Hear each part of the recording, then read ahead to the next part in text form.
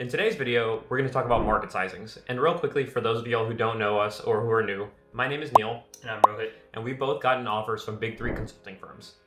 And the way this video will be structured is first we'll go over just an overview of market sizing. What is it? Why is it important? And then second, we'll go over what to keep in mind or things that are important in market sizing. Before we dive into the actual content of the video, I just wanted to let y'all know, if we get 200 likes on this current video, Rohit and I will make a follow-up video to this, a part 2, where we give each other market sizing so that you can see how people who have landed offers at big three consulting firms go about the process of market sizing, and then also seeing how another big three offeree gives feedback for market sizing. So Rohit and I will have different styles, but the best way to be able to see that is to give this video a like so that we can make the next video. Let's start with the overview of market sizing. So we'll go into what is market sizing, why is it important, what do they test, and then finally, do we actually use it on a job? So first things first, what is market sizing? Exactly what the name sounds like. It's essentially trying to estimate the size of a market. So, an example would be probably one that you've heard is how many golf balls are inside an airplane. Obviously, no one really cares about that. Maybe one that people do care about if you're consulting for a golfing company, for example, is how many golf balls are sold in a year. And that's one where if you know the answer to that, you can figure out, all right, what percentage of that market is held by your client versus maybe other clients, and how much more can they grab of market share. So that's just a basic overview of what is market sizing. Yeah, and sometimes it's, trying to calculate how much revenue per year or how much volume per year, but sometimes it could be totally different things, maybe over 5 years, over 10 years. So now that we've covered what is market sizing, let's talk about why are they important, and then also hit on a little bit, what do they test, and then are they actually used on the job? Given that I've been working as a consultant now for about a year, and I can quickly just answer that and say, yes, I've actually used market sizings quite frequently on the job, both to figure out things like what Rohit said, size of a market, because you can't just Google the size of the golf ball market. You could, but there's not going to really be answers for more esoteric or more very niche markets. And so you just have to do the best that you can with the expert knowledge that you might have from either your partners or outside experts to be able to use the right variables and come up with an answer. And so that's why they're important on the job and from a business application perspective. And so that kind of answers the question of why are market sizings important for the interview process for these firms, which is that is just a mechanism or a thought process you're going to have to go through. So they want to make sure that you're comfortable with it. Because of all of that, they're important for the interview process, like I mentioned. And the things that they're really trying to test is to one, see, can you do market sizing smoothly? Do you have the math skills for it? Do you have kind of the intuitive understanding of how variables put together to make up a big thing?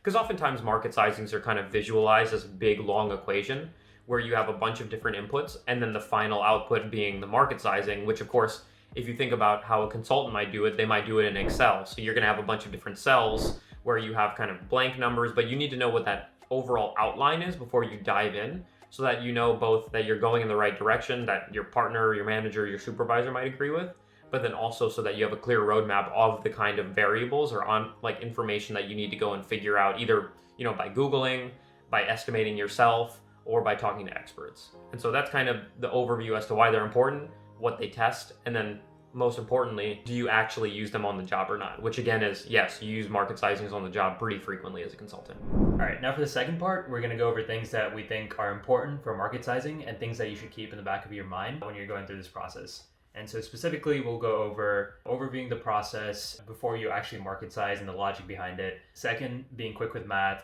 Third, being able to sense check your numbers, bringing your numbers back to reality. And then finally, the fourth one is if you can understand how inputs affect the final output of the market sizing.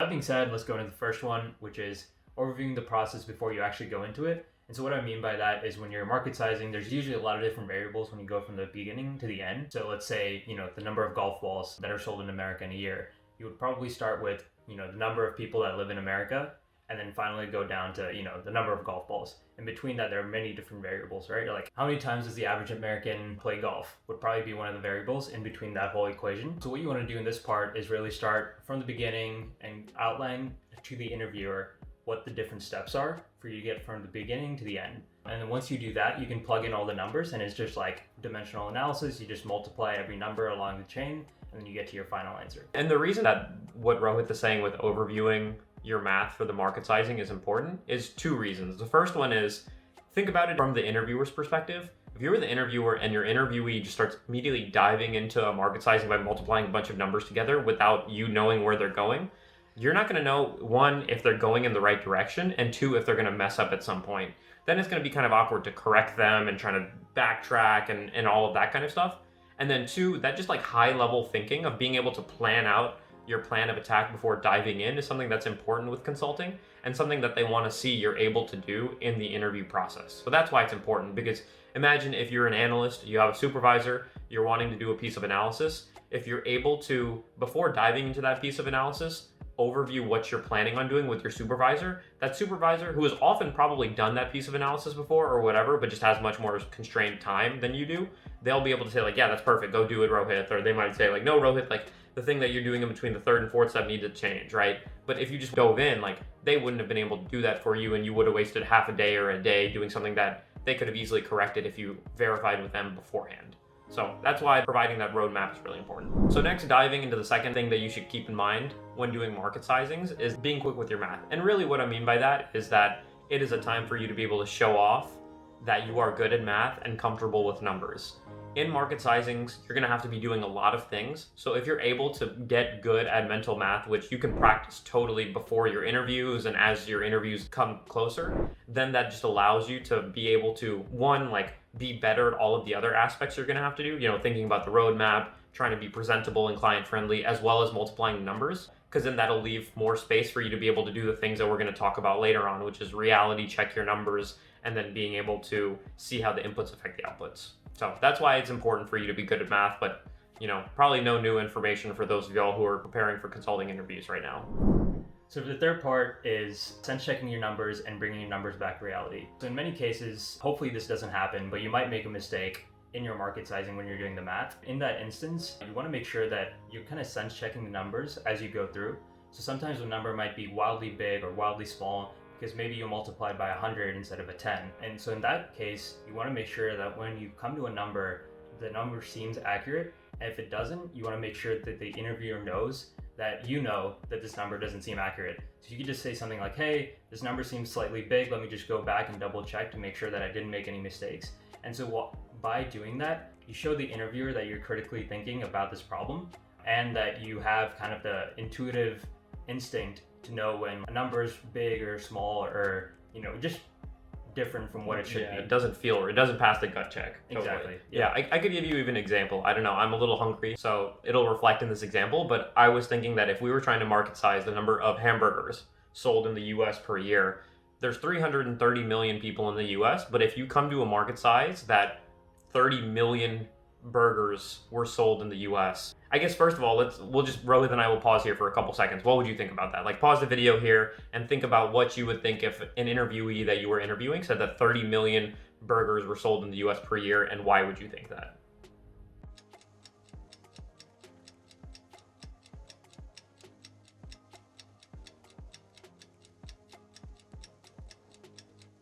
All right, so my thoughts, and Rohit, I'm curious to get yours as well, is like the first thing I would think of is if you say that 30 million burgers are sold in the US per year, you're saying that one American person eats a tenth of a burger per year, right? A number that probably could have been much more reasonable and one that you might have meant and thus made a mistake in saying 30 million instead was 30 billion. 30 billion burgers makes a little bit more sense, right? Because I mean, that's still quite high. That's saying 100 burgers roughly per person. So maybe you mean probably closer to 3 billion, right? That's about 10 billion or 10 burgers per person. But this is what we're talking about, where Rohit and I are able to play with these numbers and see what makes sense because we kind of have both a reality check of it and then are also comfortable with the numbers to be able to do that quickly. And then that brings us to our fourth and final rule or thing that we would want you all to keep in mind when you're practicing and doing market sizing, and that is being able to understand how inputs affect the outputs. As you probably guessed by now, the inputs for your market sizing are going to determine the number you come to, and thus whether it's reasonable, whether it matches reality, or whether it has the interviewer kind of scratching their head and both questioning your math skills and then also questioning your ability to think as it relates to reality. One thing that you can keep in mind as it relates to this piece of advice that will make you stand out is as you're going through your market sizing, whether you're halfway through, 75% the way through, or you're fully the way through, you can have a sense in your head of one, whether your preliminary number that you're getting to is too high or too low. You know, for example, if we can go back to the burger analogy, if you're calculating the number of burgers bought or number of burgers eaten in the US, you would probably start with the US population, number of burgers per person, and keep going. And if you say like way too high, and then what you can do to kind of make yourself look better is by saying, and the reason I think that that number that I'm getting to in the market sizing is too high is specifically because of this one variable, right? So that you can understand not only is the final number getting too big or too small, but why? What kind of part in the value chain of that equation did you go wrong, or do you think could be amended if the client or if your supervisor wanted you to go back and amend it, So it would probably be that 100 burgers per person per year. That's way too much. Maybe it's closer to like 10 or 15, right?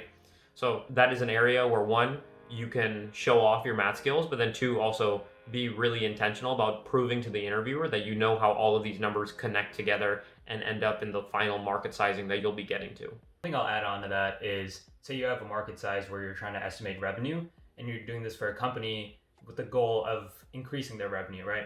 In this case, the inputs become even more important because you need to shift one of these inputs so that the final output of revenue goes up. And so you want to keep that in the back of your mind as you're doing this market sizing. And let's say, for example, in this burger example that Neel just gave, the amount of time that it takes for an employee to make a burger is 5 minutes. Maybe if you cut that down to 4 minutes, you can make much more burgers, much more revenue, and that's your answer to the case. So you want to keep those things in the back of your mind as you're going through the process. So we hope this video has given you insights into both what is a market sizing, why is it important, is it used on the job, but then also some principles or things that you can keep in mind as you're looking to get better at them. If you like the video, and as well as if you want to see Rohit and I give each other market sizing interviews, like the video. If we get to 200 by this time next week or whenever you're watching it, but you'll be able to see regardless how Rohit and I are able to market size and then the feedback that the other ones can give. So make sure to like the video, subscribe if you want to see more of this kind of content, and we'll see you guys next video.